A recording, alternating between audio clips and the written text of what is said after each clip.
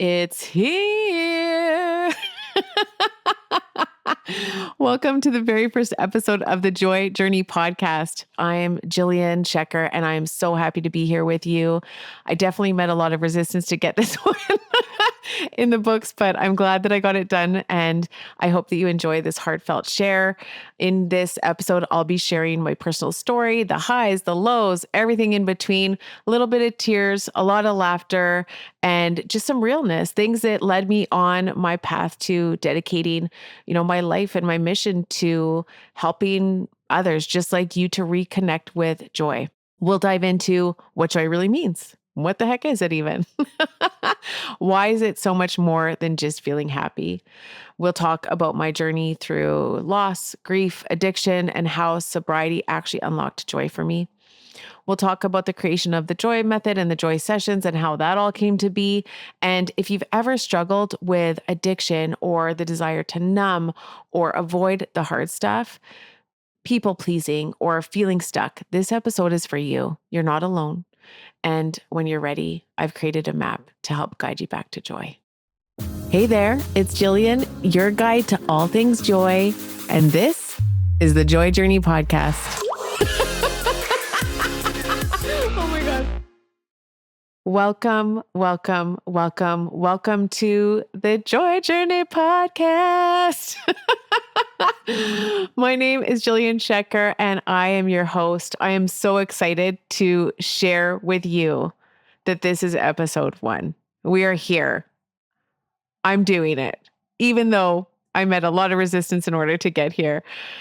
I feel so excited to be here and to be able to have the honor to share, my story today, my truth, my relationship with joy, and how all of this really unfolded to hopefully inspire you to see how joy is available to you as well. The mission of this podcast is to inspire and empower listeners to embrace joy as a daily practice and a transformative tool for living, working, and leading with authenticity and courage. So this requires me to lead with authenticity and courage. It's so funny how, we often as coaches or guides or mentors are so quick to tell everyone else what to do, not realizing that we need to take our own medicine. So even getting here to record this episode, which felt like a really big deal because I feel like there's, it feels like there could potentially be a lot of pressure here. But the truth is when I come back home to my mission, come back home to my heart, my desire to light up the world from the inside out, this isn't hard at all. It's not hard at all. The ego and fear will say, don't do it. It's hard. People you don't know are going to listen and they're going to judge you. And who knows, they're going to know you're crazy and they're going to know, you're not perfect. Well, the truth is, if I can out myself first, I'm not perfect. I'm the furthest from perfect. And I'm hopeful that my story will inspire you to realize that we're not actually going after perfection. The joy journey is really about realizing that we are here to be human on this walk. And that we are spiritual beings having a human experience. And often that human experience can feel really gross, really stressful, really painful. But there's a piece of us that can remember, if we're willing, how limitless we actually are. And that is what I want to inspire and encourage in all of you. Through heartfelt conversations, through practical tools, through real stories with people who've turned their pain into purpose and are living and leading courageously, I want to show you what's possible when joy guides the way. It actually makes me really emotional to feel into the potential of this and remembering back to where I was years ago in a lot of struggle and suffering. This is why I'm sharing my story today, is to connect with you more deeply around the human issues that we all face. And ideally remind you that who you are, exactly where you are, is absolutely more than enough. And the world needs your light. And I'm hopeful to remind you to shine. So, where to begin?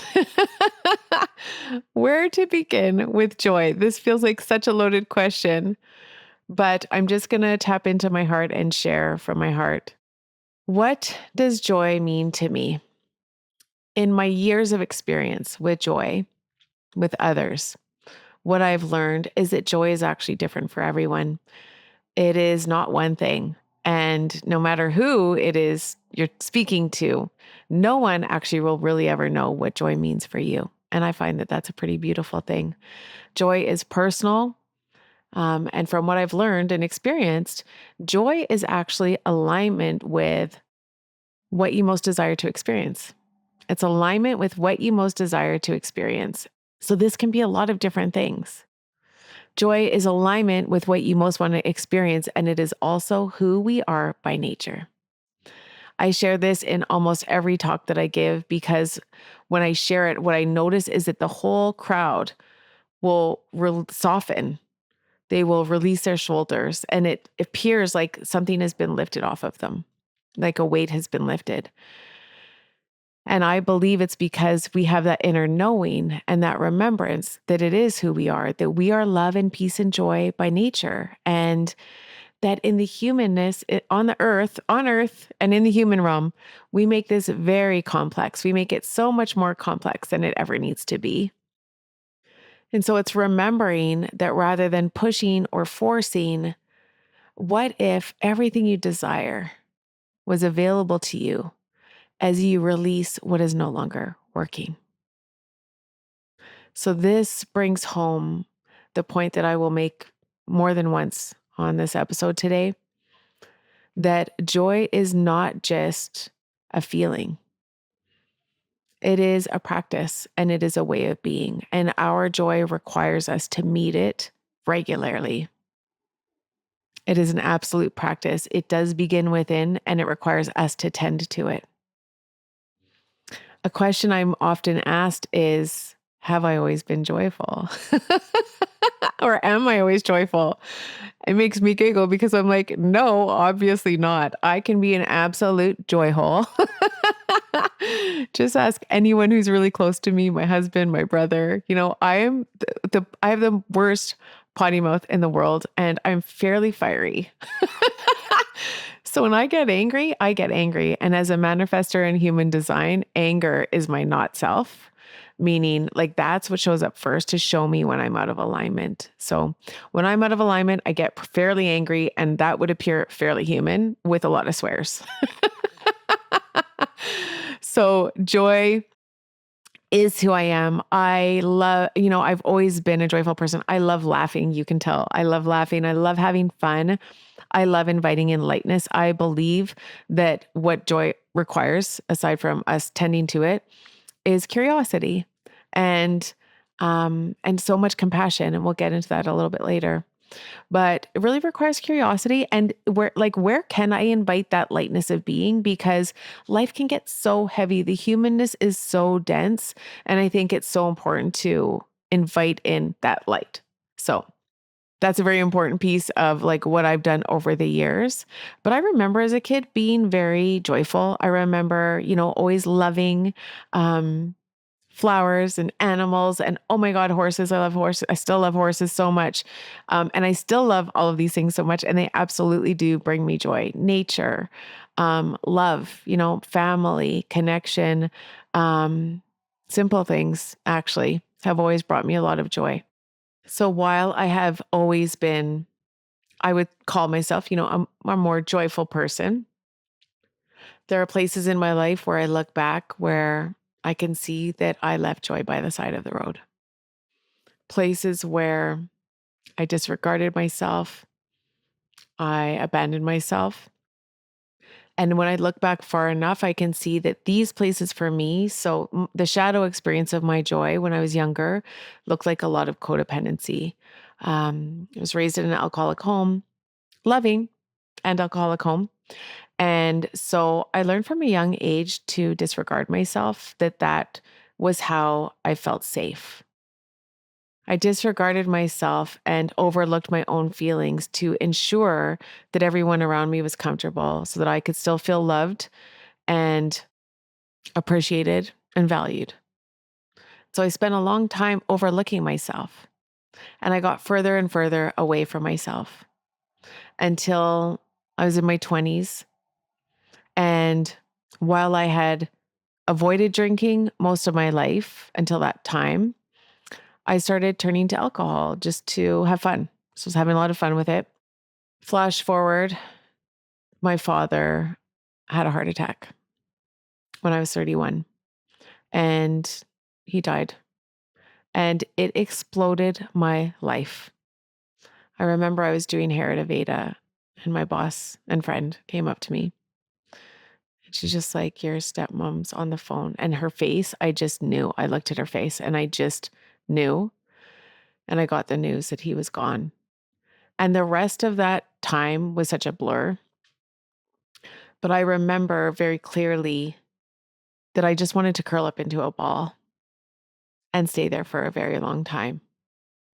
And instead, I did what I should do, which was get in my car and drive to go be with my stepmom, my brother. And then a couple of weeks of absolute chaos, despair, grief ensued.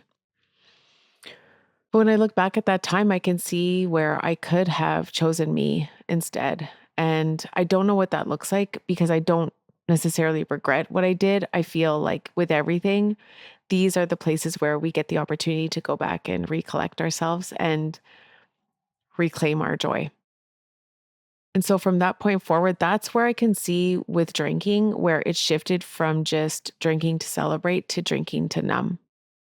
After dad passed, I couldn't even handle the feelings. I'd never really honored my feelings. No one ever taught me how to feel. And I was always disregarding my feelings. And so I just could not cope. So every day after work, I would come home and have a glass of wine or two or three.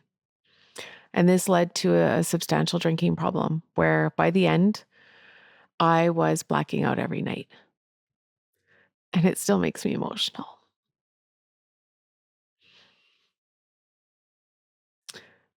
I feel that piece of myself with so much compassion now. And I just see a woman who is suffering so much and did not have the ability to find helpful tools to feel better.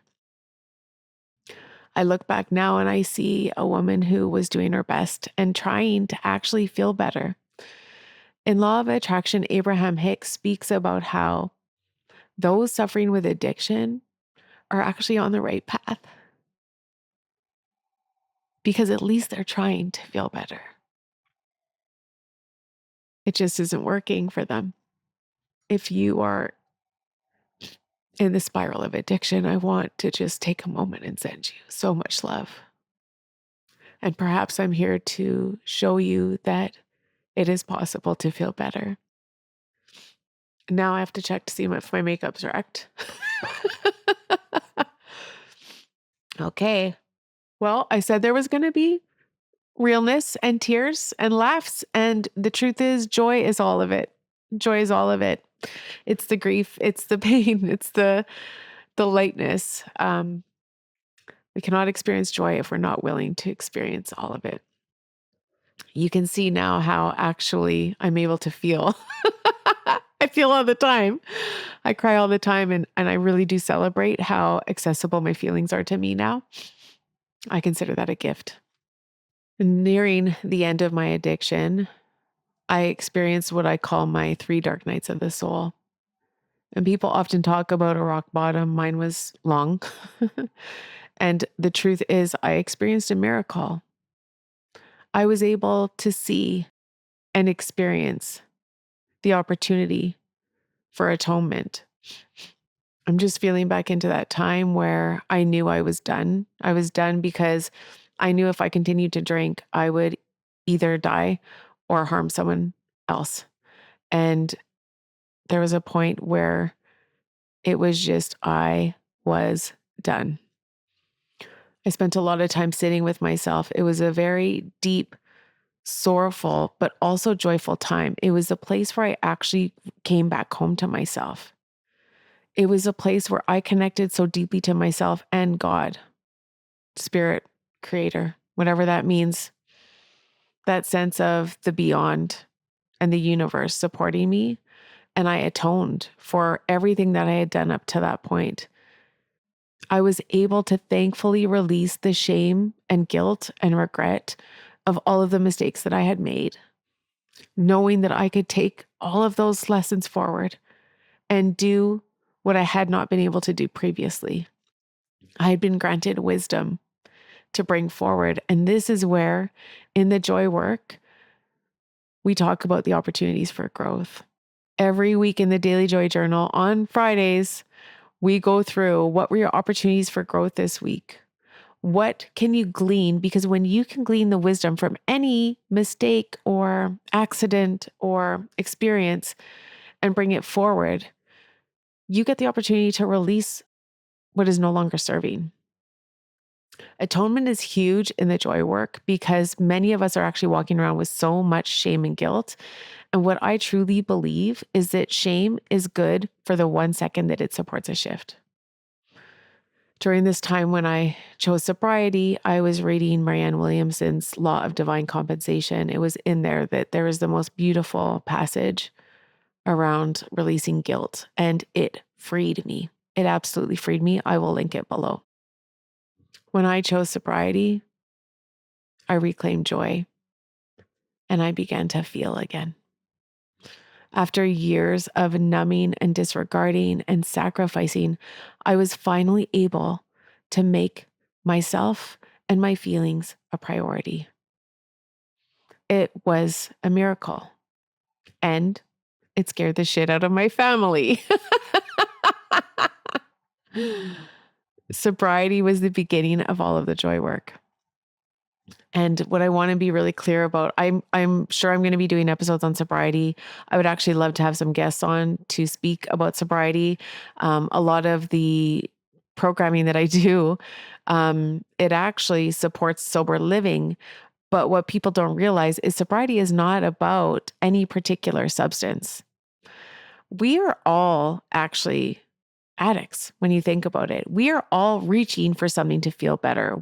Most of us are avoiding the discomfort with something. It is part of human nature.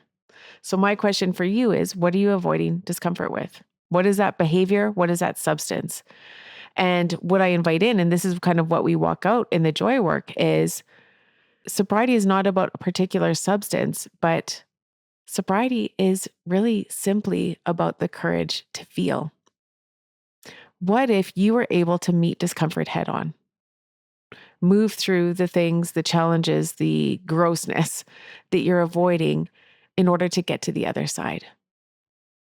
We spend so much of our time numbing with alcohol, drugs, nicotine, Netflix, scrolling, sex, shopping, gambling, whatever it is. There are so many vices. We live in a world full of vices. But what if you were just to begin to feel? And what if you could feel the discomfort and move through it to get to the other side where joy lives? So this is what I truly believe about joy and what I know. It's been studied. Brene Brown says we can't actually selectively numb. We can't numb pain and experience joy. And I experienced this massively when I got sober. I felt like my heart was going to explode. I had so much gratitude and I was meeting my joy ceiling. I was seeing how actually I was afraid of how much goodness there was because it was too much. It felt like too much. It felt like too much joy. And I wonder, do you have that experience? Are you scared to feel joyful? Are you scared, or does it make you nervous to feel so much joy because it could be taken away from you? And if that's true for you, I see you. I have absolutely been there. And a lot of people I work with are afraid of me because they're afraid of joy. So what I'm hopeful to share and show on this podcast is joy is not just that light, bright, shiny experience. Joy requires us to feel all of it, the yum and the yuck, right? Joy requires both. If who we are by nature is joy, then what we're here to do is actually experience all of the feelings, not just the good ones. But the desire to only experience the good feelings keeps us stuck in the discomfort. Does that make sense? It actually keeps us stuck in the discomfort. So it's knowing if I were to just actually have the courage to feel that I could move myself through the discomfort to get to the other side. And how would that shift your life? And if it feels scary, Don't worry, I got you. I've got a map for you. We'll talk about that more in a little bit. But I do want to share around how when I first chose sobriety, how uncomfortable it was. I did scare my whole family because the truth is, everyone was used to me keeping them comfortable. And I say this with so much love. It's not like I have a very loving family. I've been well loved in my life. The way I speak of this is not from a victim mentality. It's like I can actually see all of the choice points. I take full accountability for my joy, and I take full accountability for the places where I was disconnected from it. So I set up relationships in my life where I was focused on pleasing everyone around me so that everyone felt okay, so that I would feel okay. Do you see the codependent setup? It's if you're okay, then I'm okay. But that is conditional. And what happens when people around you aren't okay? You lose your shit and you feel wobbly and things don't go well. So, what joy, the practice of joy is about, is creating a deep internal sturdiness so that you can feel okay no matter who or what or whatever is going on around you. It makes it more sturdy. And so I stopped making everyone around me uncomfortable. I took back my power. I reclaimed my joy and I made my feelings my number one job. I began to make joy my number one priority, and it unlocked everything for me. This is what I now practice, preach, and teach because it is such an absolute game changer. It is like the difference between night and day, literally. The truth is, joy, even though it's who we are, it's not always easy, but it is available to us when we choose to practice it. And now I want to share a couple of things. Again, joy is not always the woo experience. Sometimes joy is just that very deep, quiet experience. It's not always exuberant. It can be just very soulful and deep. And that's what we're actually going for, is like the depth of the sturdiness of your inner knowing, your inner being.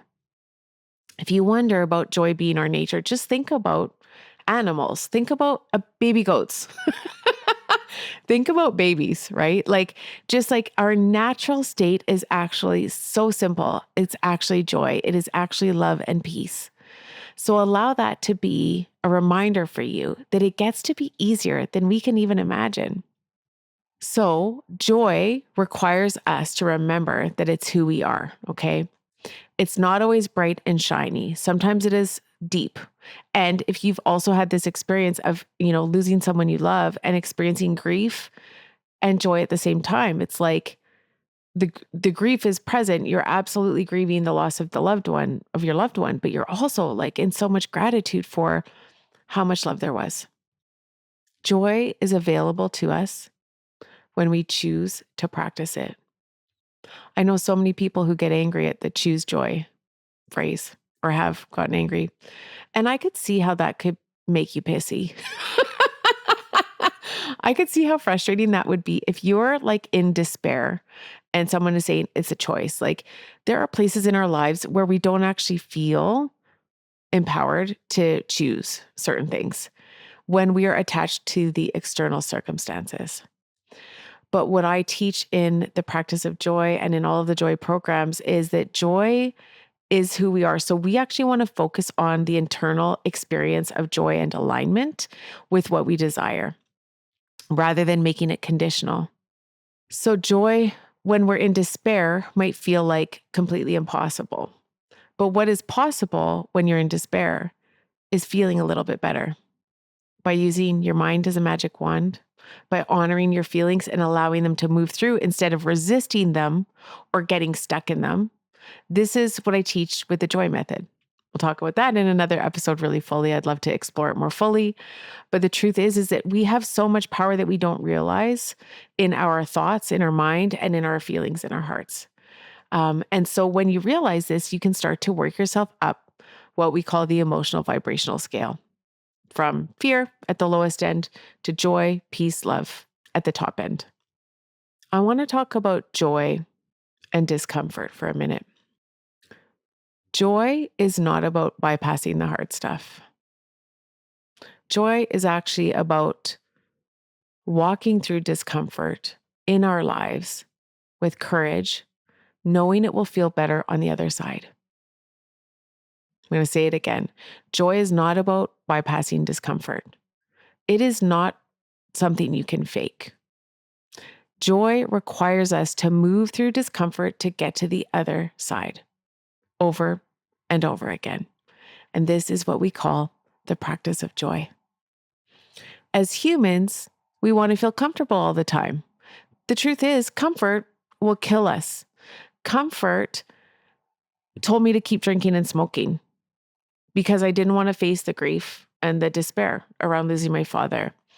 Comfort tells me to stay in bed every morning instead of going to the gym, which is actually helping me to be the vibrant being that I'm here to be. Comfort tells me to eat or drink all the sugary shit that I know is actually not good for me and not helpful. But that's what comfort says. Ooh, that would taste really good right now. Comfort says watch one more show, scroll one more platform. The things that feel the most comfortable are often the things that are keeping us stuck in discomfort. What are you avoiding? What are you actually avoiding? What is feeling good but is actually harming you? Sit with that. Joy requires us to move through discomfort. This is what makes a joy warrior. Joy is important to me, extremely important to me now, because of the power I know it has to transform not only my life, but everyone else's life as well. Reconnecting with joy, with my truest self, allowed me to feel alive again. It allowed me to feel aligned. And I can't describe how good that felt, but it's why I want to teach people so that you can feel it too. Joy is now my North Star and it's what I teach. So whether I'm with, my one-on-one clients or with students or my facilitators or going into companies or speaking, the biggest thing that I could share with you today that I would like everyone to leave with would be to make joy your number one priority. And could you imagine what your life would look like if you made joy your number one priority? Could you imagine what your business would look like if you made your joy your number one priority, or your relationships, or your health and wellness? And this is why in the Daily Joy Journal, we do all the quadrants in the newest leadership edition. We go through all the quadrants because joy does not exist in a silo. It requires us to tend to ourselves as a whole being, all aspects of our life as a whole. I know what it feels like to be disconnected from joy, and I have made it my life's mission to help others just like you to reconnect to theirs.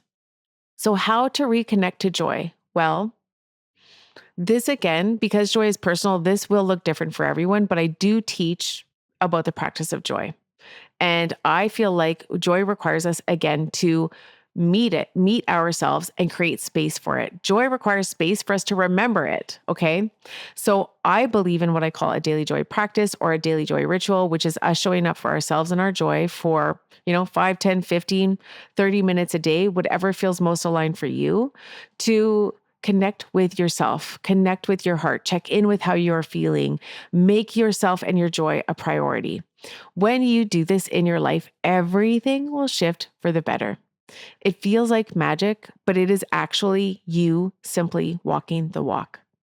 So I personally, my morning practice looks like daily joy journaling, meditation, a little bit of light movement, and that's about it.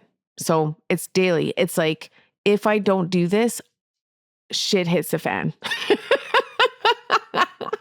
When I don't do my daily practice, I can tell because I feel wobbly. I feel stressed out. I'm super reactive. I get angry really easily, or I'm flipping people off in traffic. Like I'm absolutely, walking around like a joy hole because I forgot myself. So I would say joy requires us to meet it every single day. Every single day. And what would it look like to meet yourself in a way that feels good for you? So let's talk about the joy sessions a little bit. I'd love to talk a little bit about my path. I feel like people ask me this a lot, and I'm probably going to write a book. Just put it out there. So I was always interested in self-help. I studied psychology in university, always very interested in people and human behavior and the soulful things. So I'm not particularly religious, but I deeply believe in a creator. And I do feel the energy of the universe. I deeply believe in the energetics of the universe. So I was always interested in self-help. And even when I was drinking and further away from myself, there was a piece that was doing her best to really reconnect. So I was reading lots of coaching books. And I mean, remember Dr. Phil? My family used to call me Dr. Jill. Um, Gary Zukov, Dr. Phil, Cheryl Richardson, who was an amazing coach way back when. I was studying things like intuition because I had disregarded myself for so long that I didn't even know how to know if something was right or wrong for me. So lots of the work that I did in my early days of sobriety, it is all actually imbued into what I call the joy sessions. When I got sober, everything started unlocking for me. There was a couple of years of discomfort because I had just started my own company at that time. It was around 2015, and I was still struggling with people pleasing and like how to disappoint people and how to, understand my inner critic and really move through that discomfort to show up in the way that I was being called to show up. And I was hiring different coaches and working with different people till one day my husband just said like, "You're chronically seeking self-improvement." He said this and I started crying because I knew it was true. And I knew that I needed to go within. It was a week later that the first meditation studio opened in Edmonton, lifestyle meditation. And I'll never forget because on the first day of the first class, I walked in and I met my now bestie, Ms. Mandy Trapp. But that day, I feel like it was another piece of reclamation of me coming back home to myself because I was able to connect to my own inner wisdom and back to that inner compass. It was like another piece in the puzzle. So I started meditating a lot and I took, teacher training and with not even the intention to ever teach. It was just for my own study. I started studying law of attraction as well, listening to lots of Abraham Hicks, to all those Abraham Hicks fans out there. And things just kept like unlocking and expanding. Soon after, I attracted a law of attraction coach training program. And so I did about 2 years, 2 9-month trainings in coaching. And during the first training, it was the first month I said, we're all talking about what we're going to do. And I'm going to call myself a joy coach. I said, my coach trainer at the time said, "You can't do that. No one's going to know what that means." I was like, "Oh, watch me." So I've been a joy coach ever since. I hung up my sign in 2018. The first month of coach training, I got my first client. I still remember to this day. And I started doing what I called joy session workshops in my living room, summer of 2018. Women flying in from their lunch breaks, kicking off their shoes to come sit down in my living room and meditate and journal and connect together. And it was during this time that the joy method was born because they would leave my house and there was something missing. I really felt something missing. It was here where I tied in everything that I learned to that point. Like it felt like a real integration and embodiment of everything that I knew through my life experience, through my meditation training, through coach training, through psychology. And I saw an image of the cognitive behavioral theory. Like I saw how actions and feelings and thoughts all lined up. And until that moment in the joy sessions, people were kind of leaving without the action piece. It was more like, how are you feeling and what do you desire? But there was something missing. And so when I brought in my psych education, it all came together. And so the joy method was born of me just really asking the question, like, what do we need in order to feel better? What would that look like? The joy method itself is comprised of, again, mindfulness, law of attraction, cognitive behavioral theory, my own experience, and essentially channeled it into the world to support us all in having a very practical tool, a roadmap to realign with joy over and over and over again.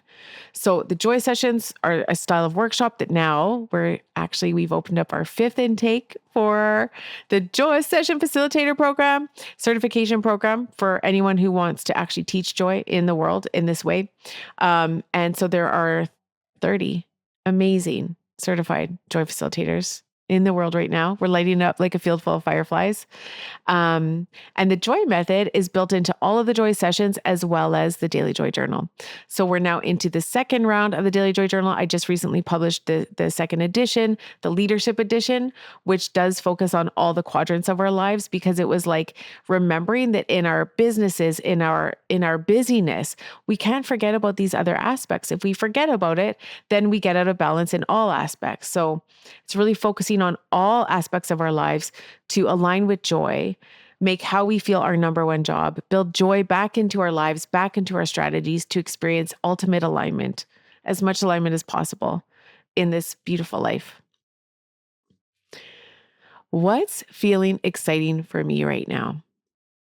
I believe that Glennon Doyle asked this question during her talks. And I love this question because it allows us to dig into like what's really active for you right now. For me, this podcast is so exciting for me right now. But I also feel like, as we embark into a new year, I personally feel a whole new arm kind of opening up. It's this joy leadership arm. And I'm calling in like a new energy around next level, which actually feels like a deeper level experience where we all deeply build joy back into our lives, our leadership, on all of our strategies.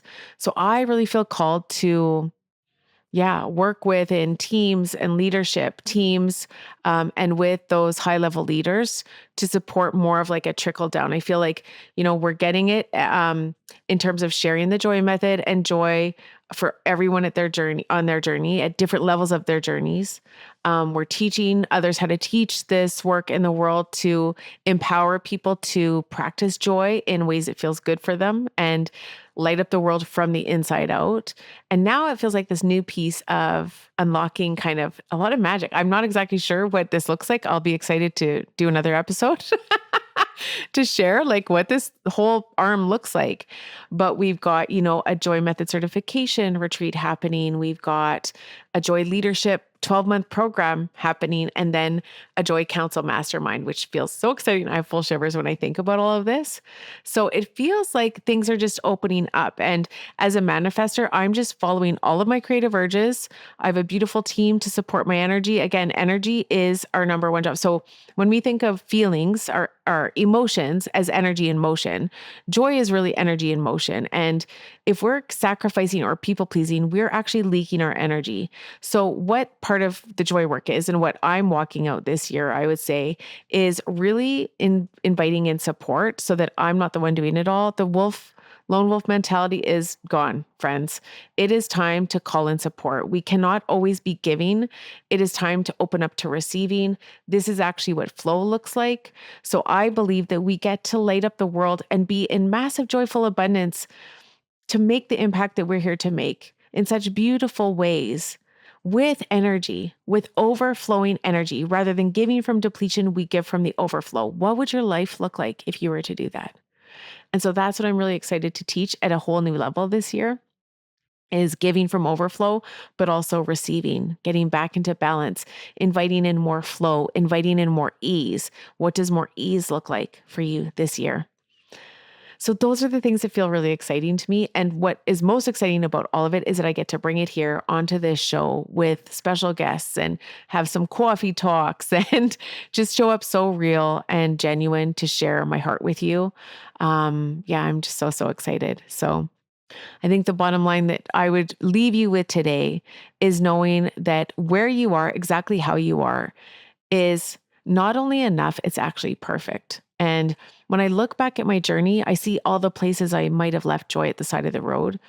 But what it gave me was the opportunity to go and recollect joy and reclaim it and reclaim my own inner power and peace around all of it. And now, as you can see, I'm like walking this out into the world. So this is why I call it a joy journey. And that's also what I want to be sharing on this show, is showing the pain to purpose. It's really this opportunity to show how things aren't happening to us. They're actually at the highest level happening through us. And What does it look like to reclaim all of that power around the pieces where we have maybe forgotten ourselves and turn it into purpose so that we can do what we are truly here to do, which I believe is just share from the most loving place. We are all here to light each other up. Each of you listening has so much wisdom and just I can feel so much light to share and shine with the world. So it's really about having the courage to see the shadows and know that as we begin to light things up, what happens in the shadows is we get the opportunity to see what's been maybe living or lurking in there. That doesn't always feel comfortable, but if we're willing and courageous enough to move through the discomfort, honoring the feelings and using the focus as a magical, powerful tool, we can get to the other side and experience what we're really ready and here to experience, which is joy. I can't wait to share more about the journey of joy with you. This feels like it was just the beginning. I'm so glad I got past my own resistance and actually showed up and shared. There's probably so much that I didn't say that I could have said or did say that I shouldn't have said. Like, this is the thing that I feel after I share in these ways, I always walk away with a bit of a vulnerability hangover. But as my husband said to me once, that means you're doing a good job, because it means that I'm leading with heart. And it's what I want to inspire for you too. Because when we show up that way, we get to actually change the world from the inside out together and light it up. We're here to light it up.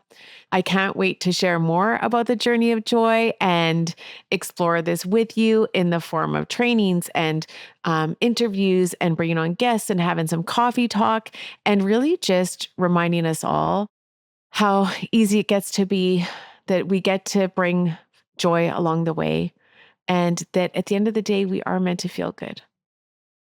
This is just the beginning, and I am so grateful to you for listening.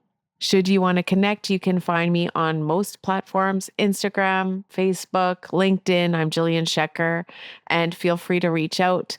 Leave a comment below. Did this resonate with you? How do you feel about the journey of joy so far? And I can't wait to share episode 2 with you. We have the man who inspired me to do this in the first place, Mr. Kelly Kennedy, coming on to share a little bit about his journey. And it's a really inspirational interview. So I can't wait for you to hear that as well. We also have Ms. Mandy Ballack coming on to share about her experience and her joy journey. And it is absolutely a game changer. So thank you for being here. Thank you for listening to Our Joy.